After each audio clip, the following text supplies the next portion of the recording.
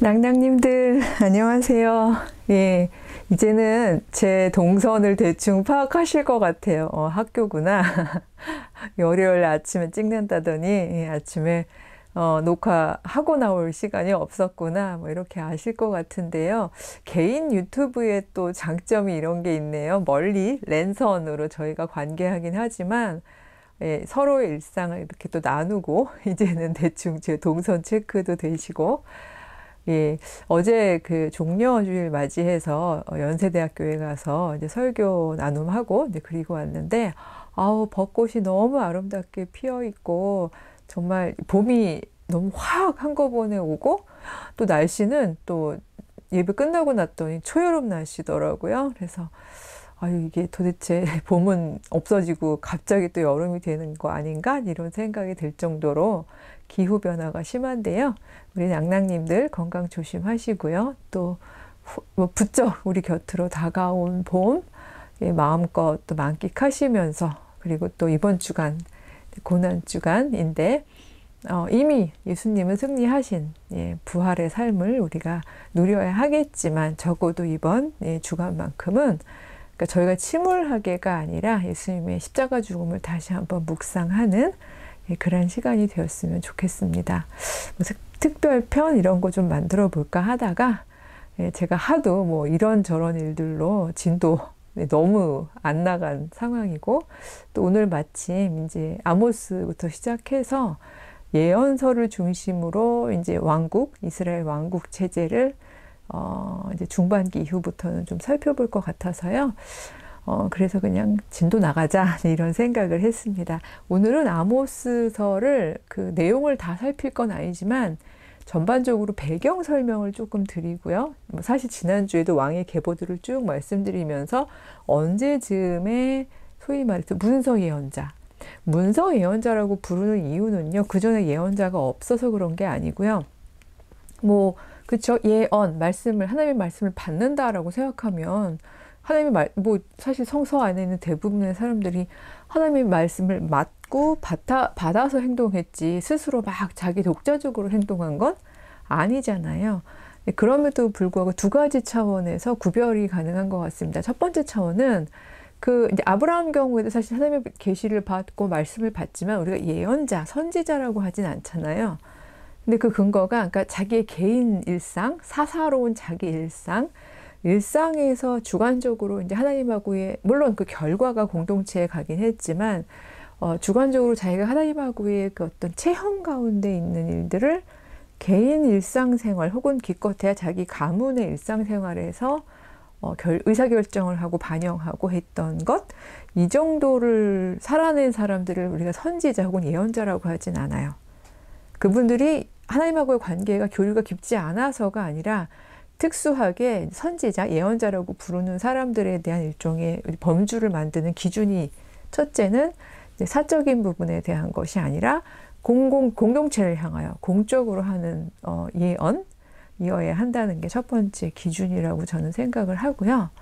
두 번째는 그렇게 보더라도 뭐 엘리야, 엘리사, 왕국 시대를 그 전환기를 이제 넘어서 왕국 시대까지 쭉 보다 보면 공적으로 예언하신 분들이 많은데 그분들도 예언자잖아요. 맞습니다. 그분들도 예언자고 우리가 선지자 예언자라고 범주화할 수 있어요. 다만 앞에 문서가 안 붙을 뿐이죠. 즉 문서 예언자로 분류되는 이분들은 말 그대로 자기 이름으로 문서를 남긴 분들이에요. 그러니까 예언, 말씀을 맡기는 맡았는데 그냥 이렇게 언어로, 구전으로 그냥 전한 그 정도가 아니라 텍스트를 남겼다는 거죠. 이건 굉장히 중요한 일입니다. 대부분 선각자라고 얘기하기도 하고 뭐 현인이라고 얘기하기도 하는 뭐 그런 분들을 보면은 뭐 소크라테스 says, 예수님이 가라사대, 뭐 공자왈 이런 식으로 얘기하면서 보통은 이제 본인이 직접 저술을 하기보다는, 그쵸, 그냥 그 당시에 정말 활동적으로 활동하시면서 상황에 맞닥뜨리고 그 상황에서 굉장히 지혜로운 깨달음이 가득한 이런 이야기를 하시면 그걸 잘 기억했다가 제자들이 나중에 그 말들이 사라지면 안 되니까 적는, 기록하는 그런 것들이 주로 이제 그 자료들이, 그러니까 2차 자료라고 말하기 좀 애매한데, 그 1.5 이럴 수는 없고요. 어쨌든 본인이 쓰신 건 아니잖아요. 그렇기 때문에 분명히 그 발화자의 이야기를 직접 인용하는 거는 맞습니다만, 그걸 담아내는 사람이 다른 사람, 제자, 다른 사람이다 보니까 그 발화와 기록 사이에 어떤 그 기록자의 의미들이 아무래도 들어갈 수밖에 없죠. 근데 그게 사실 인간적인 상황인 것 같아요. 근데 반면에 문서 예언자들의 경우에는 본인 스스로 받은 말씀을 자신이 전한 것뿐만이 아니라 기록까지 한 거예요.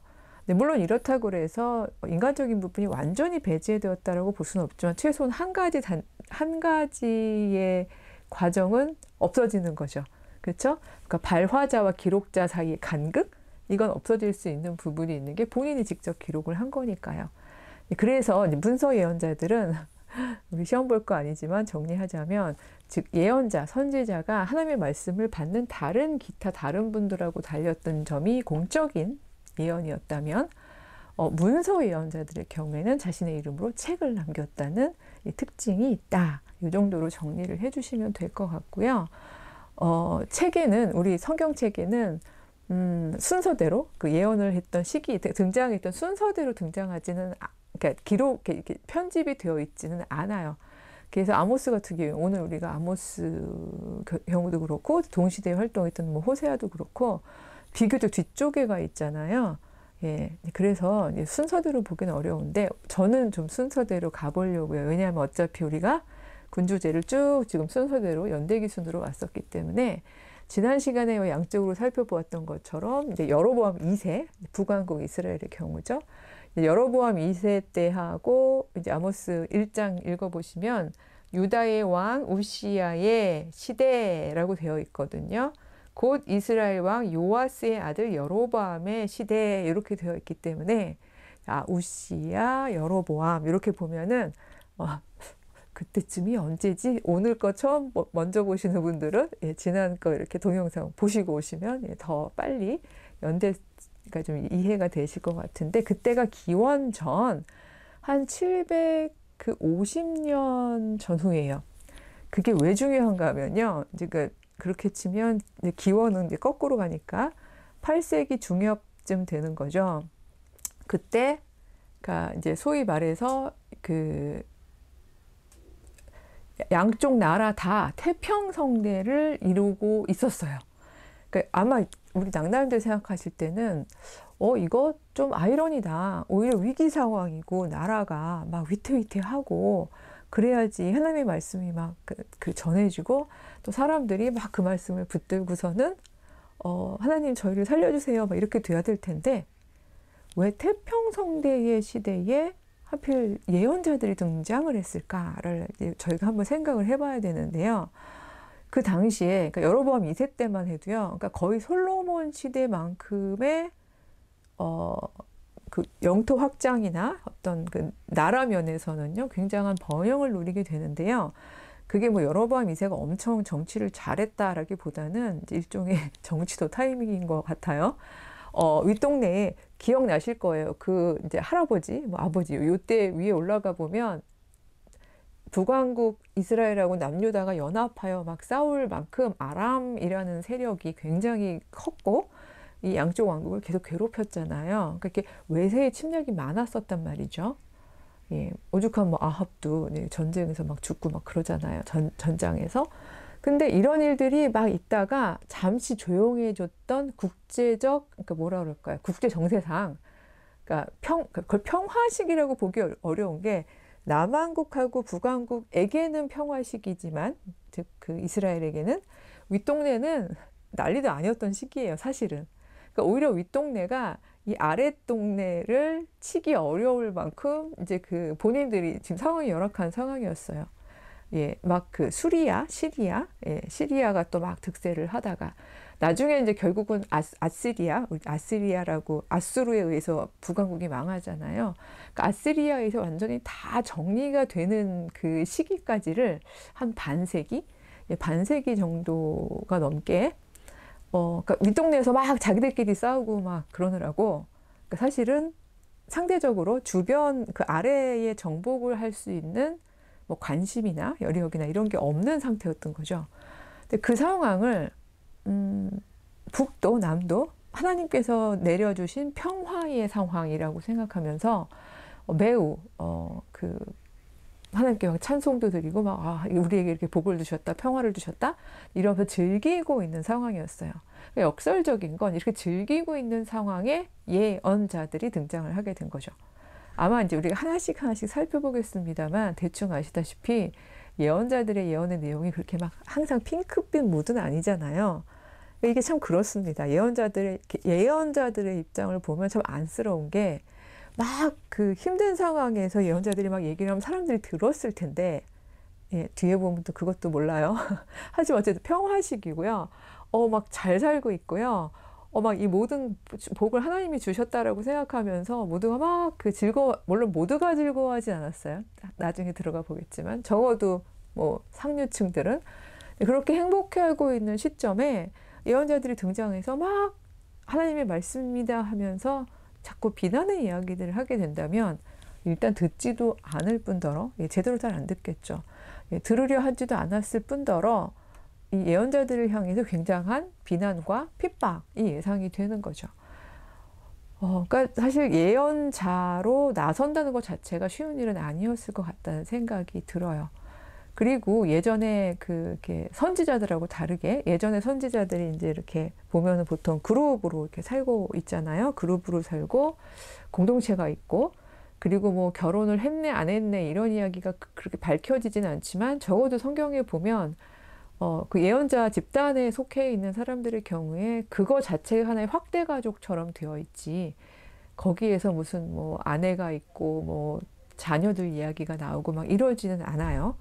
예, 그래서 뭐 엄격한 수도 공동체였는지 그거는 제가 잘 모르겠습니다만, 그래도 그 단위 자체가 일상적인 우리가 알고 있는 가족 단위는 아니라는 거죠. 근데 그와 비교해 보면 이제 뭐 나중에 호세아도 보시면 알겠지만 문서 예언자들의 경우에는요, 사실은 본인들은 개인이에요. 그러니까 일상을 살고 있었어요. 그냥 본인의 개인적인 일상을 살고 있다가 갑자기 마치 옛날에 사사들처럼요. 하나님의 말씀이 자기에게 임하는 거죠. 예, 뭐 너무 감사하고 아멘으로 받을 수 있는 그런 경건한 신앙심이 깊은 개인들도 많이 있겠습니다만, 저는 제가 대입해봐도 제 일상을 살아가다가 갑자기 하나님께서 저에게 계시의 말씀을 내려주셨는데, 그게 저 개인의 문제도 아니고 우리 집안의 문제도 아니고 필패 그 패할 것이 너무나 뻔한 상황에 공적으로 이야기를 해야 되는 그런 컨텐츠 내용이라면 망설일 것 같아요. 그래서 이걸 해야 되나? 그쵸, 말아야 되나? 네, 실제로 막 보면은 도망가는 연자들도 있고 막 그래요. 하나님이 막 이렇게 잡아다가 다시 하라 그러는. 그래서 이제 예언자들에 대한 이야기도 볼 텐데, 이런 개인들이 막 등장을 하는 것이 하필 요때다라는 거를 저희가 생각해 보면 이유가 있다는 생각이 들고, 그러니까 뭐든지 그렇습니다. 왜 제가 루터 얘기할 때도 그런데, 루터 이전에 종교개혁자가 없었던 거 아니다. 근데 루터는 딱 타이밍이 사람들이 많이 호응해 줄 수 있는 타이밍에 이제 예언을 했다 이런 얘기를 하는데, 이렇게 앞에 제일 먼저 그 일종의 총대를 메웠던 이런 예언자들의 경우에는 참 그 개인의 삶으로 놓고 보면 참 고달프고 고난이 많았겠다 이런 생각이 들어요. 그래서 오늘은 뭐 내용 자체로 아모스서 내용 자체로 들어가기보다는 이렇게 전반적인 예언자들의 특징, 상황에 대한 얘기를 좀 먼저 드렸고요. 그리고 기왕이면 이번 주간 동안에 고난 주간이기 때문에 저희가 뭐 문서 예언자만큼의 그게 어떤 나중에 정말 후대에 길이 남을 이런 뭐 문서를 적을 정도의 말씀을 저에게 주실런지 그거는 저희가 알 수 없지만, 왜냐하면 그렇게 콕 집으신다니까요. 그렇지만 적어도 이번 주간 저희가 통과하면서 저에게 주시는 말씀이 무엇인지 그리고 그 의미 어떤 공적인 의미 혹은 공동체적인 의미가 있다면 그건 무엇인지 이런 것들을 함께 묵상하면서 이번 고난주간 저희 기도하는 가운데에 보내셨으면 좋겠고요. 또 무엇보다도 예수님이 받으셨던, 그쵸? 하나님 안에서 예수님이 받으셨던 말씀, 그 말씀을 온전히 이루시기까지 예수님은 그러니까 참 하나님이시기도 하지만 참 인간, 100% 인간의 몸을 입고 오셨던 분인데 한 인간으로서 예수님이 또 통과하셨을 그 내적 갈등, 투쟁 이런 것들을 또 한번 묵상하면서 그렇게 조용히 한 주간 보냈으면 합니다. 다음 주에 다시 또 찾아뵐게요. 안녕.